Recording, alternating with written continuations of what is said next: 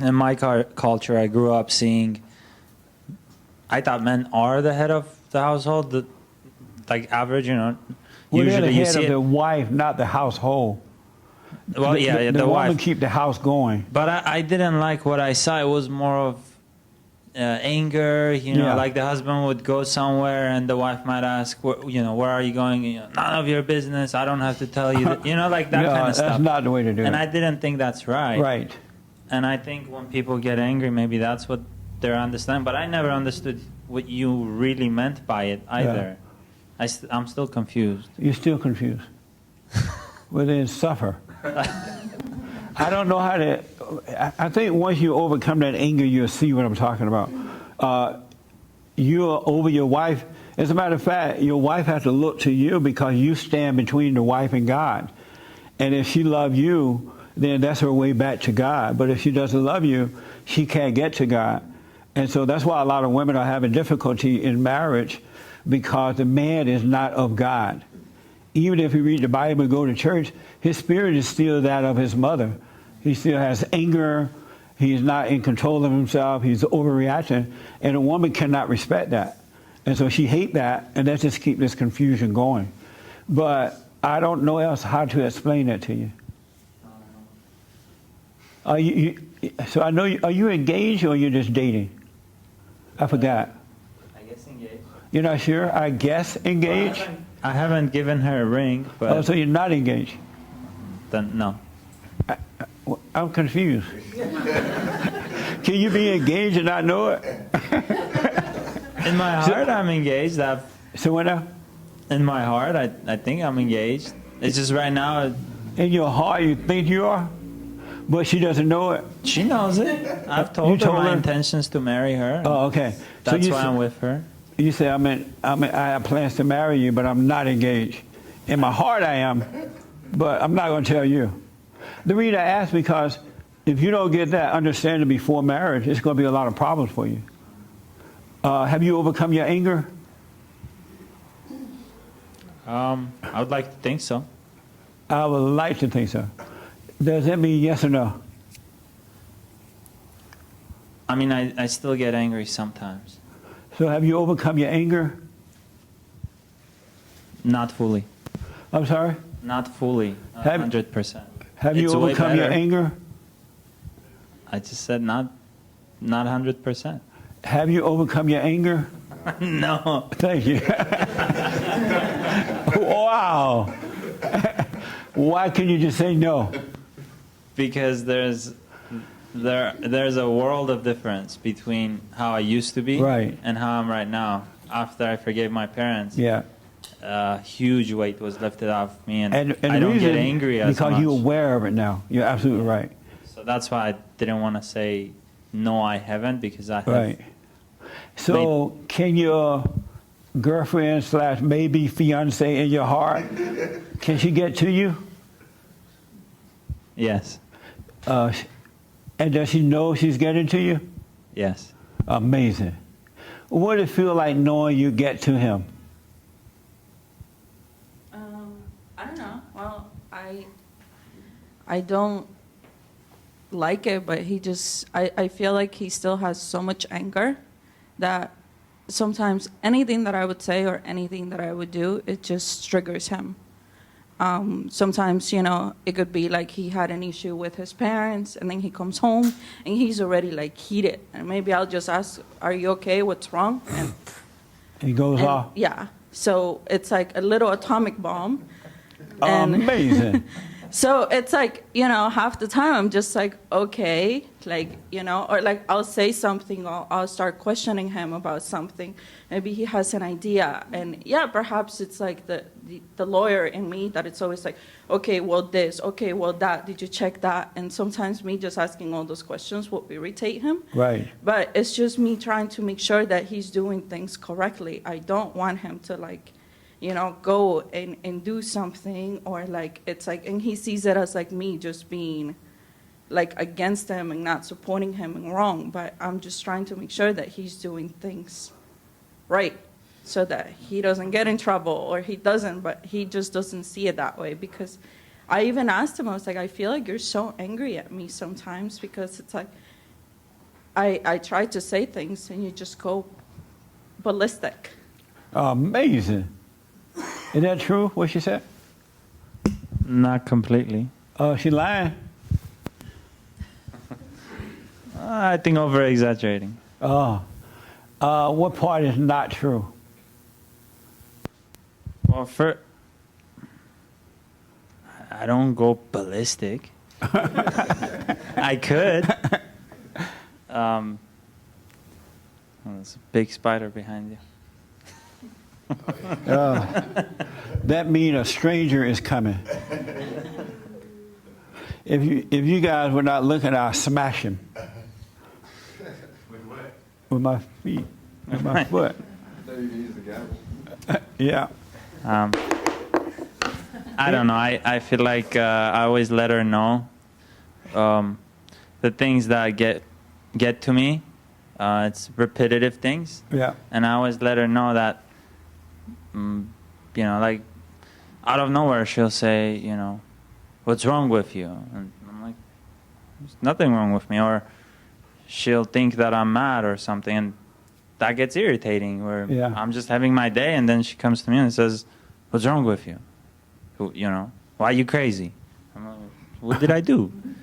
Amazing. And so I tell her, that's coming from a negative place, and that irritates me. I mean, I think that's normal. I don't know. You tell me. So let's say you're walking down the road and you run into this couple and you heard what you just heard. What would be your advice to them? This is so much fun.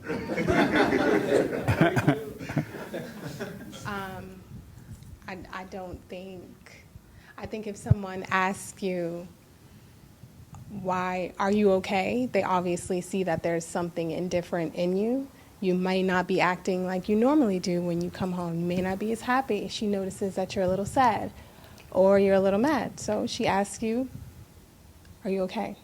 I guess it's your natural reaction to get annoyed by that, but that's what I think. And how about when she says, I ask more and more and more questions, and then he climbed the roof, climbed the ceiling?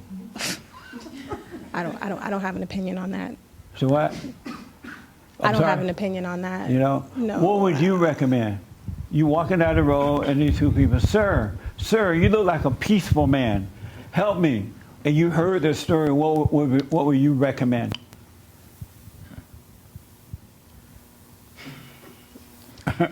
I mean, you're like, this is a tough one.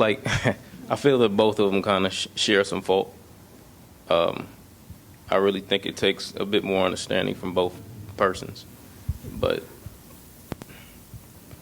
because they obviously have differing opinions. Have you ever been in that kind of situation? Not really.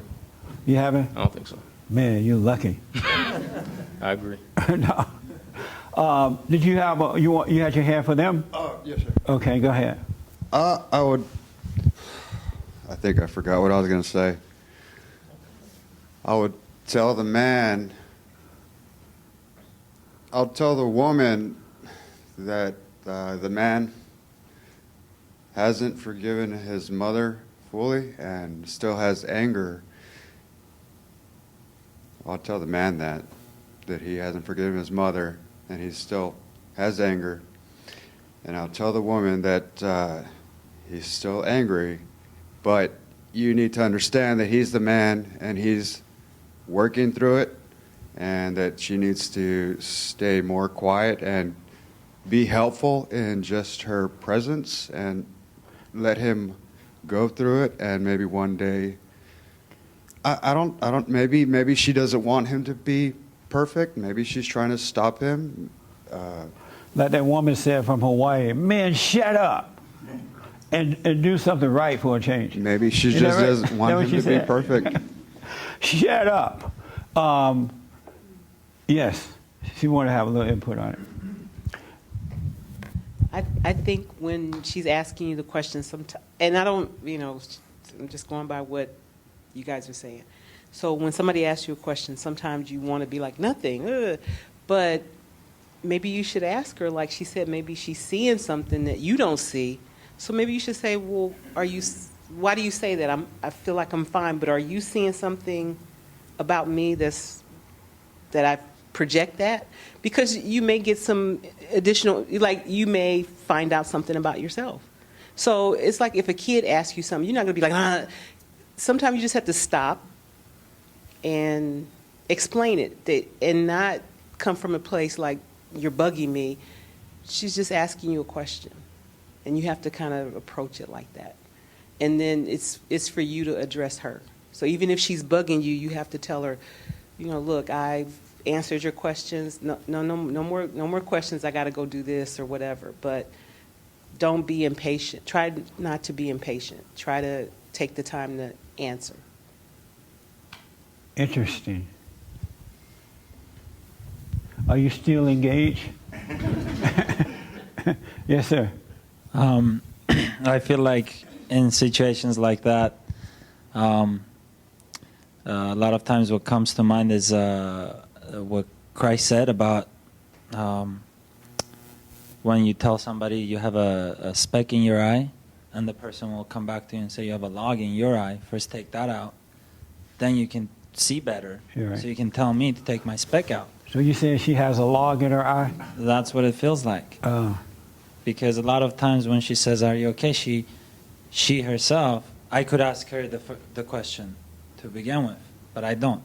Right. I try to make things better. I try to distract her, change the subject, whatever, because it's not really important. Because no wonder you haven't given her a ring. It's in your heart. This is so good. Really, it's so good.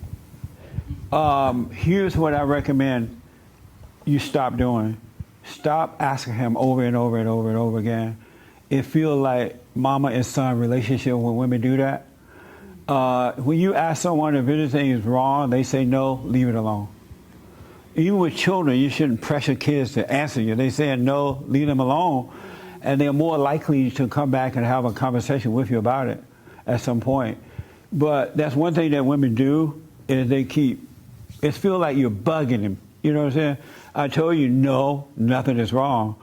And the woman's like, oh, no, what is it? And it drives you nuts. So when you look like something's wrong, he said, no, all is well. And I said, oh, okay. And just move on. Because that's going to it's going to split you guys up if you continue down that path. That makes sense? Yeah. Because he's an adult. Even with kids, you're not supposed to do that. Because what's happening is you're imposing your will on them. And they're running away. They're trying to reject your will. I told you no. Leave me alone. You know what I'm saying?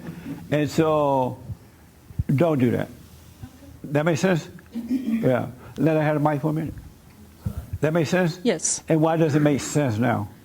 No, I know I'm not supposed to do that. Yeah. It's just that I know he's going through a lot of stuff, like, But there's nothing you can do about it. He is a grown man. Let him go through what he got to go through. That's what's going to make him a man.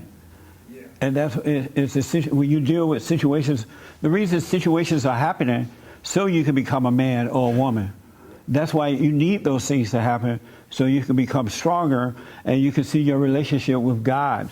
And so when he's going through things, let him go through it. Okay. Don't be God. Don't get in the way of that.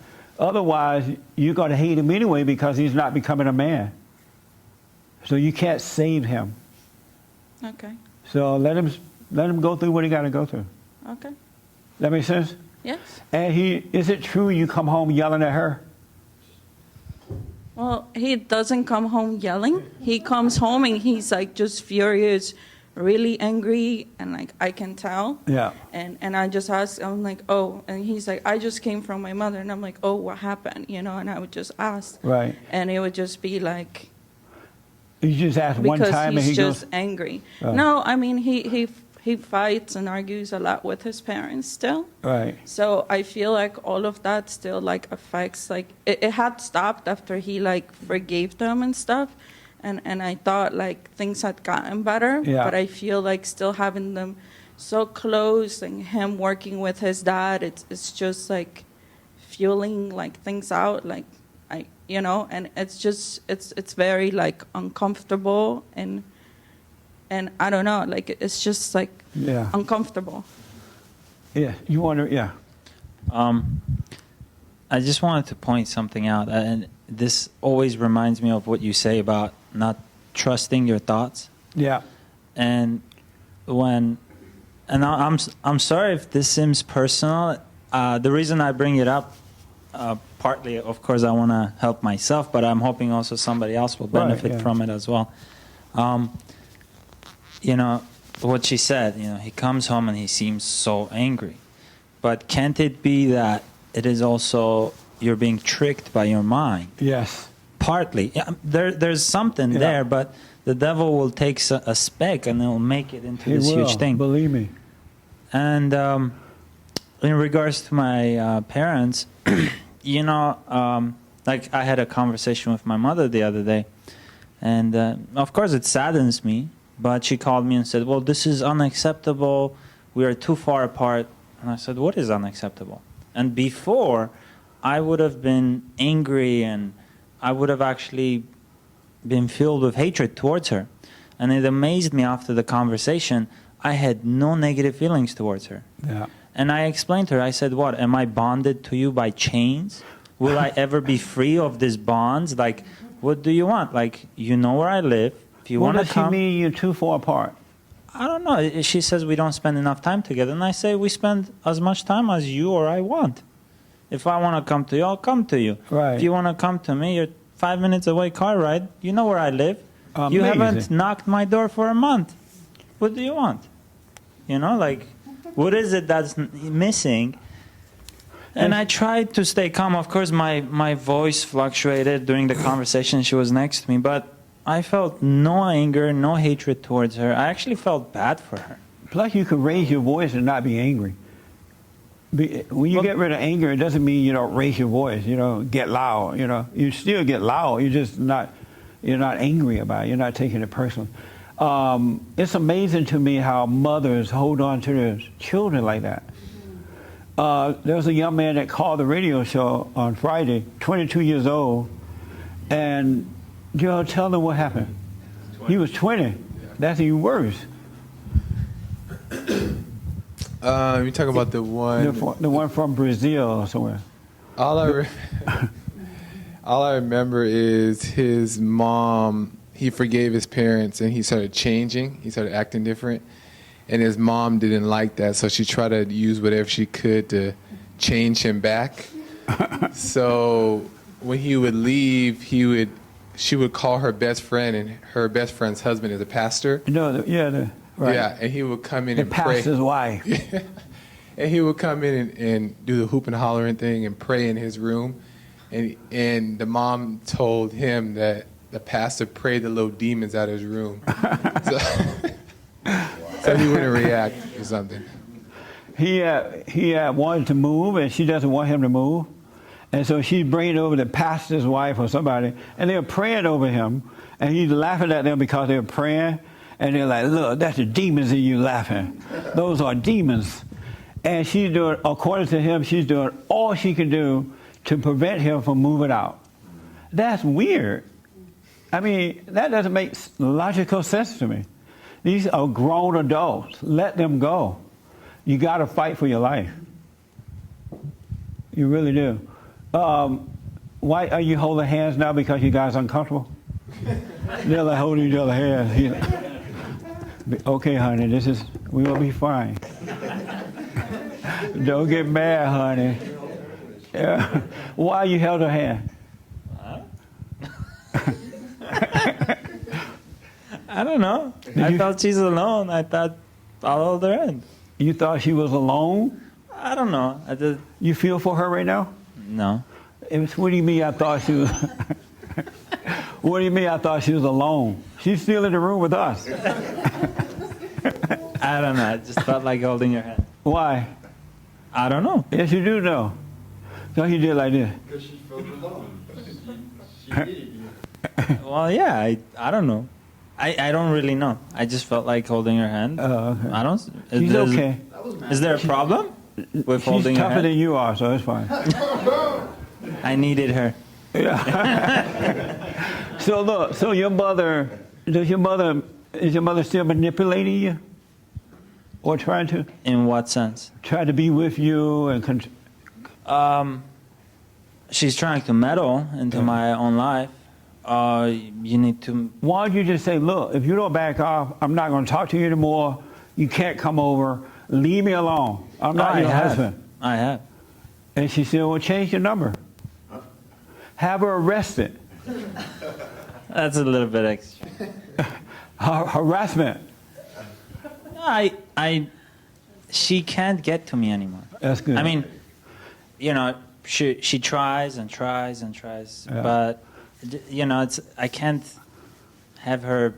I can't erase her. You know, I did that once, but I was coming from a place of anger and hatred, and I didn't speak to her for years, and that had really negative consequences for me and her and the rest of my family.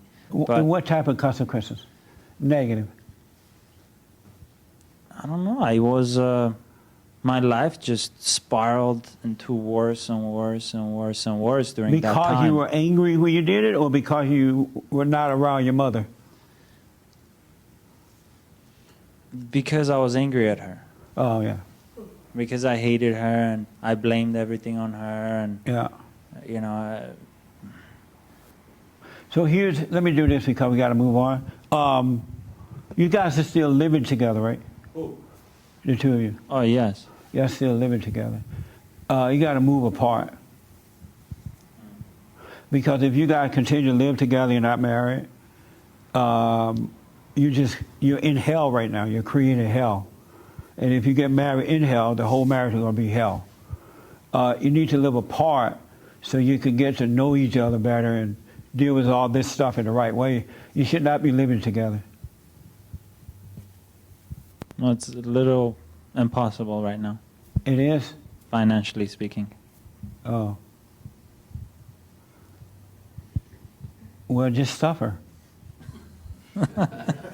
Because in life, we got to start doing it right in order for it to get right. You got to be right. You got to be that.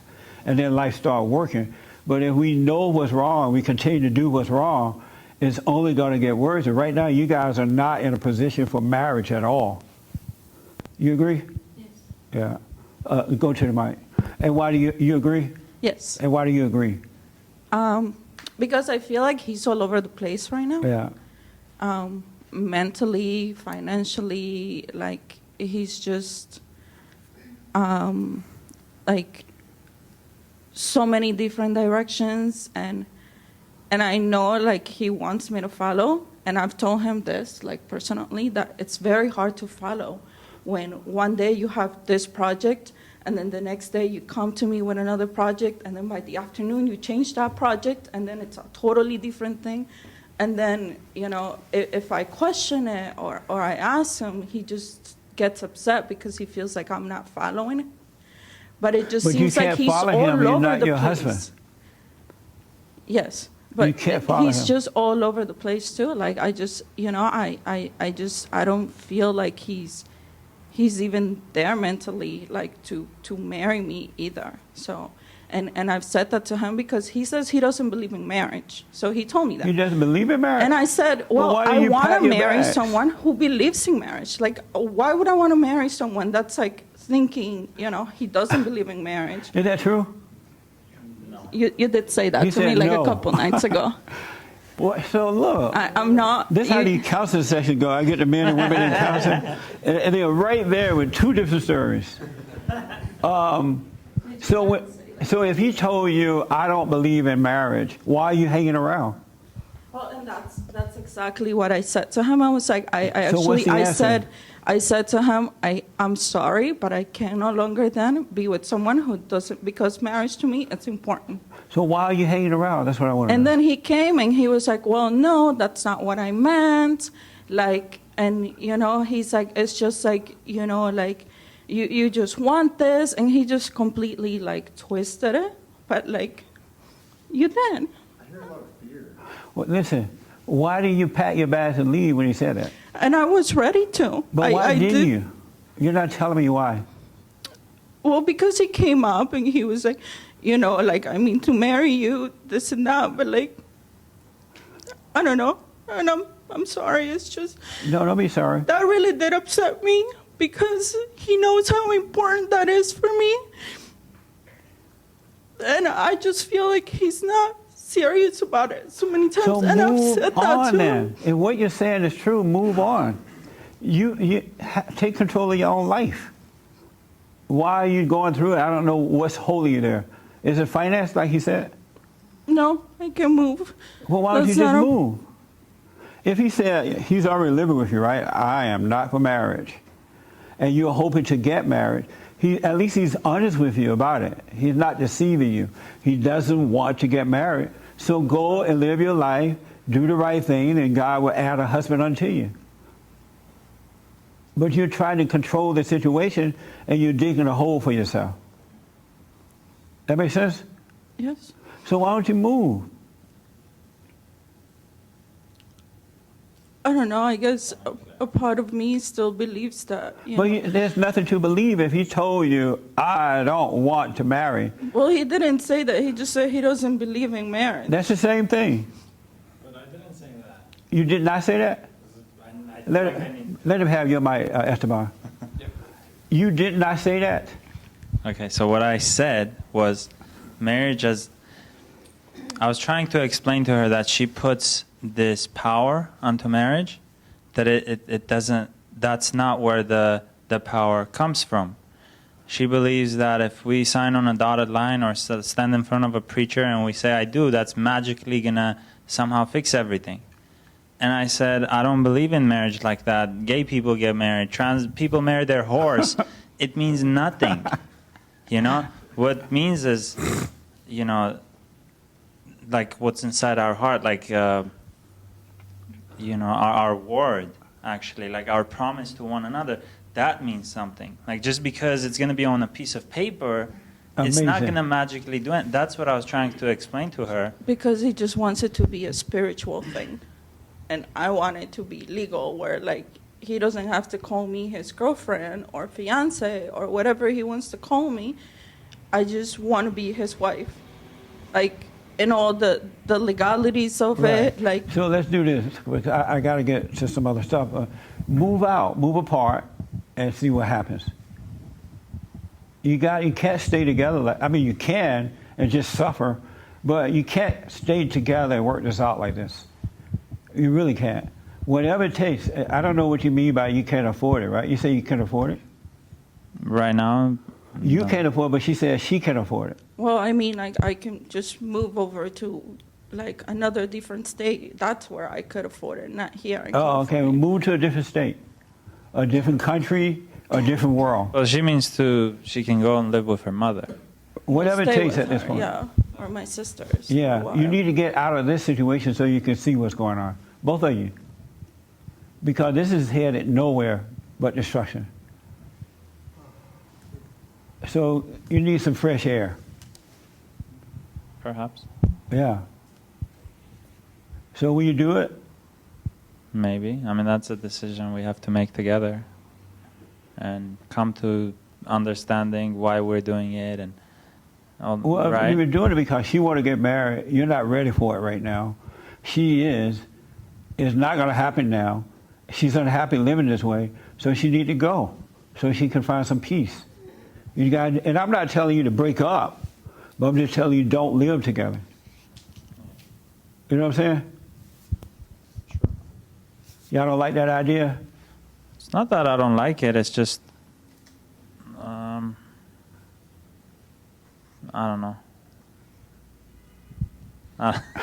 It becomes very difficult, back and forth, back and forth. Are you guys doing the number one thing, the S thing? We tried not to. But you are. And then we fell back into it. And yeah, short is yes. Amazing. That's why all this mess is happening. You should not be living together. You should not be doing that, because when you're into that, it's too emotional. You can't see the right thing to do. You're addicted to each other like drugs. So you need a separation. I'm telling you.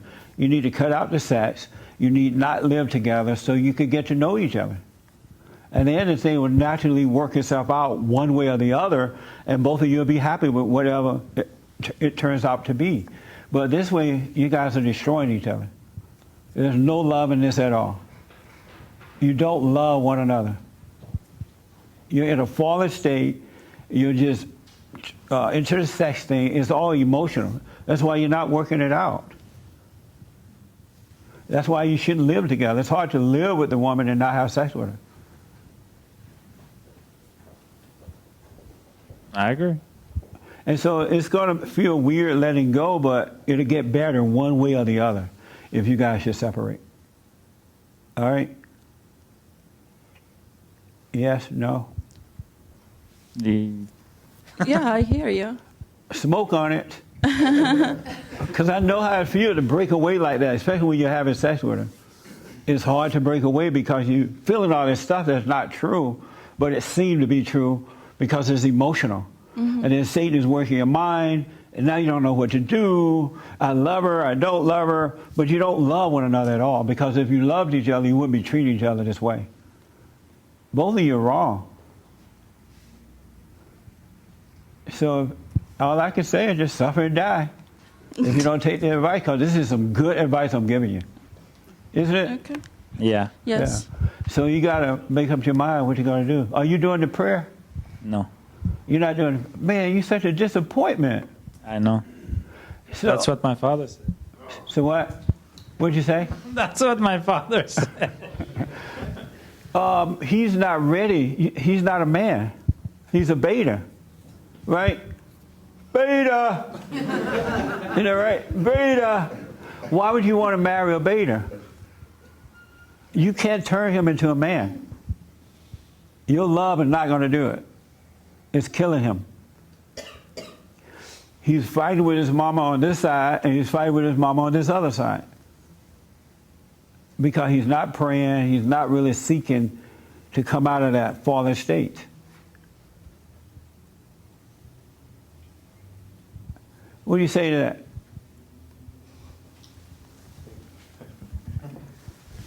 I can agree. You agree? Yeah. Yeah. You got to come out of that state. It's not going to work the way you guys are doing it. It's just not going to work. And even if you got married in this fallen state, you're going to end up in a divorce or killing one another. Really, it's not going to work. It's not going to work. You guys don't love one another.